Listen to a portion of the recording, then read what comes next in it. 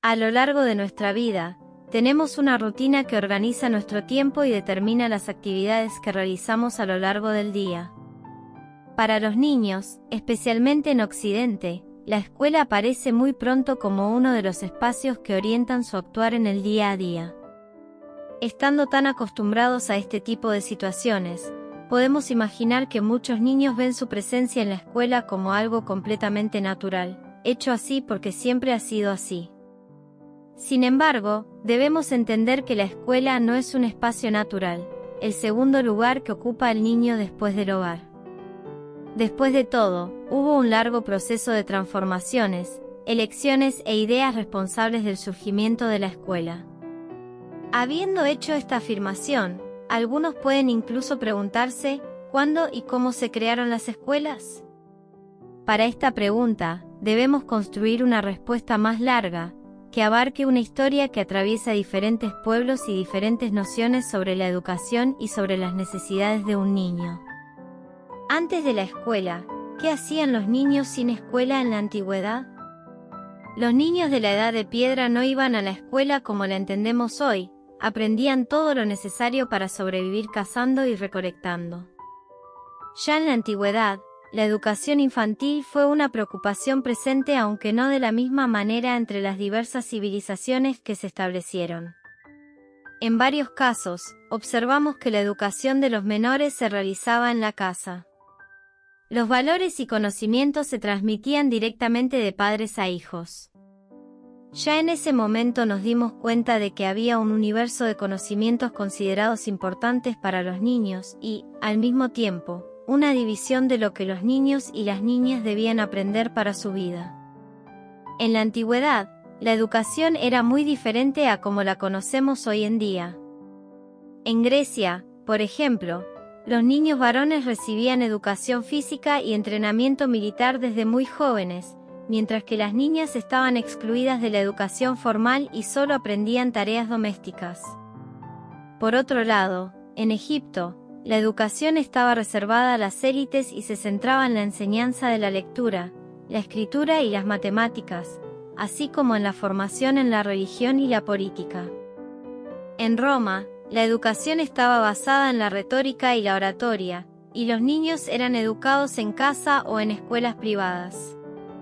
También se daba importancia a la educación física y los deportes. Con el surgimiento de sociedades más complejas, dotadas de instituciones políticas y prácticas económicas sofisticadas, la noción de que la educación familiar era suficiente pierde terreno. En este contexto, notamos el surgimiento de los primeros maestros, profesionales que se especializaron en transmitir conocimientos. A menudo, estos primeros profesores eran contratados exclusivamente por familias que tenían mejores condiciones o organizaban sus clases en espacios improvisados, recibiendo una cantidad de cada alumno de la clase. Ya en ese momento nos dimos cuenta de que la educación y el acceso a los maestros estaban estrictamente ligados a la condición económica de una familia. En la antigua Grecia, la educación era vista como una actividad para unos pocos, para aquellos que podían consumir su tiempo libre con conocimiento y no tenían la necesidad de trabajar para garantizar su propia supervivencia. Así nos dimos cuenta de que la educación era un privilegio garantizado a una pequeña porción de la población. Las primeras escuelas, de las escuelas monásticas a las escuelas para nobles en la Edad Media. En la época medieval, el proceso de ruralización de la sociedad europea estableció un nuevo marco para las escuelas. La enseñanza resultó estar restringida a una población mínima, generalmente ligada al reclutamiento de líderes religiosos de la naciente Iglesia cristiana. Como el proceso de conversión es una tarea ardua, los miembros de la Iglesia pasaron por una rutina de estudio ordenada para que pudieran dominar efectivamente la comprensión del texto bíblico. Mientras tanto, las comunidades de los señoríos rara vez tenían la oportunidad de educarse y prácticamente toda la población era analfabeta, no sabían ni coger un lápiz. Incluso en la época medieval, notamos que esta situación cambió con el renacimiento de los centros urbanos y la reorganización de las actividades comerciales. La necesidad de controlar y organizar los negocios y la administración de las ciudades exigió la formación de personas calificadas para tales cargos. Así, las instituciones educativas comenzaron a abrirse al público laico, pero con una fuerte presencia de miembros de la Iglesia que enseñaban en dichas instituciones. Incluso en ese momento, el conocimiento todavía estaba restringido a una pequeña porción de la población. En aquella época, la educación no era algo al alcance de todos. Las escuelas eran exclusivas para la nobleza y la Iglesia. Los monjes eran los encargados de enseñar a los niños de las clases privilegiadas, mientras que los hijos de los campesinos y artesanos se quedaban en casa para ayudar en el trabajo. Las escuelas monásticas eran las más comunes y los monjes enseñaban principalmente teología y filosofía, aunque también había clases de latín y otras materias. A los niños se les enseñaba a escribir y a leer, pero esto no era algo muy común. Solo unos pocos aprendían estas habilidades. Los estudiantes tenían que seguir estrictas reglas, como asistir a misa y cumplir con las tareas religiosas. Si se portaban mal, recibían castigos físicos. Menuda época más dura. Pero las cosas empezaron a cambiar en la Edad Moderna, donde se empezaron a abrir escuelas para las clases más bajas y se empezaron a enseñar otras materias como matemáticas y ciencias. La Edad Moderna y la Ilustración, la influencia de la Ilustración en la educación y la creación de las escuelas públicas. En la Ilustración, el conocimiento se convirtió en el rey, y la educación pública se convirtió en la reina. Las mentes brillantes de la época creían que la educación era la clave para liberar al ser humano de la ignorancia y la superstición, y para crear una sociedad más justa y equitativa. Entrando en la Edad Moderna, nos damos cuenta de que el desarrollo de estas instituciones abrió las puertas a nuevas reflexiones sobre cómo debían funcionar las escuelas y a qué público iban dirigidas. Se comenzó a discutir la organización de los planes de estudios, la división de las fases de enseñanza y las materias a estudiar. Al mismo tiempo, la diferenciación entre educación masculina y femenina también surgió en ese momento. Hasta entonces, en la gran mayoría de los casos, el ambiente escolar estaba restringido a figuras masculinas en la sociedad europea. En el siglo XVIII, el surgimiento del movimiento de la Ilustración colocó como una necesidad indispensable el desarrollo de una sociedad orientada hacia la razón.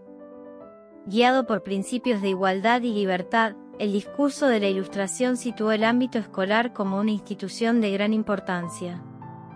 En el siglo siguiente, tenemos la expansión de las instituciones educativas en Europa, entonces comprometidas con una enseñanza accesible a diferentes sectores de la sociedad, independientemente de su origen social o económico. En la Ilustración, las personas comenzaron a darse cuenta de que el conocimiento era la clave para el progreso. Los pensadores de la época creían que el conocimiento era la fuente de la libertad y la justicia, y que debía estar al alcance de todos. Con este ideal en mente, nacieron las primeras escuelas públicas. Sí, escuelas para todos, chicos. Ya no solo los nobles o los monjes podían aprender, ahora cualquier persona podía ir a la escuela.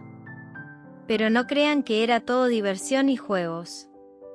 En las escuelas de la Ilustración, el método de enseñanza era un poco peculiar.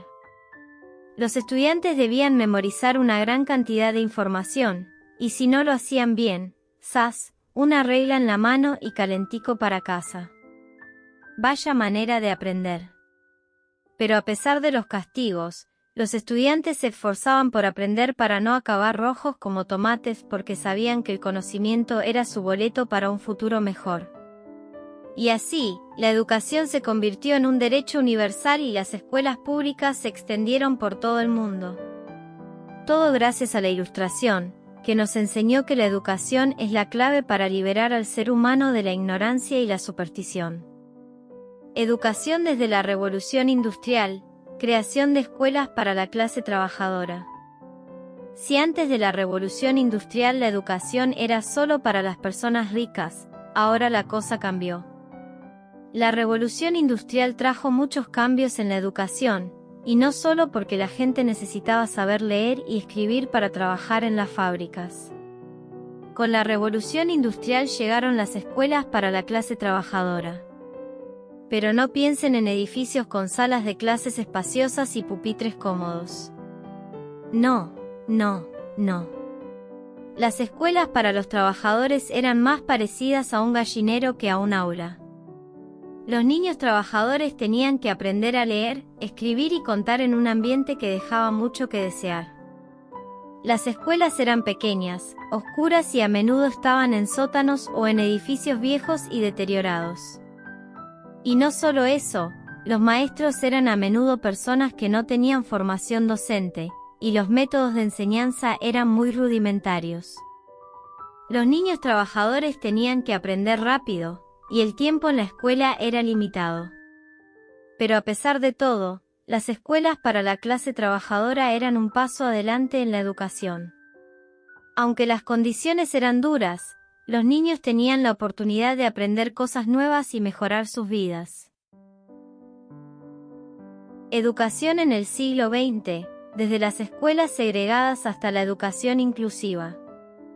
En el siglo XX, este proceso de expansión de las escuelas sobrepasó los límites del continente europeo.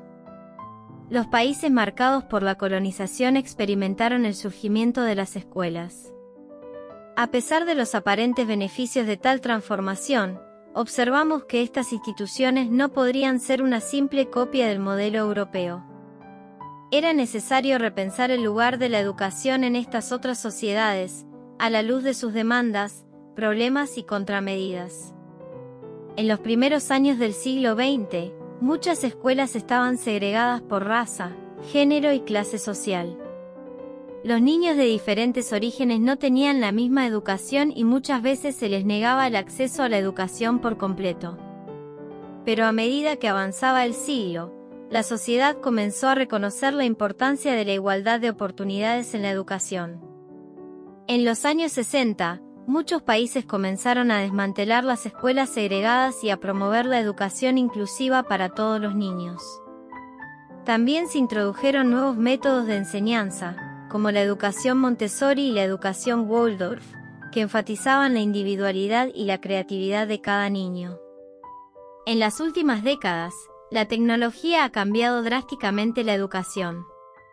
Ahora, los niños tienen acceso a una gran cantidad de recursos educativos en línea y las escuelas utilizan la tecnología para mejorar la enseñanza y el aprendizaje. Pero también ha habido preocupaciones sobre el uso excesivo de la tecnología y la disminución de las habilidades sociales y de comunicación de los niños. A pesar de los avances en la educación, todavía hay muchos desafíos por enfrentar.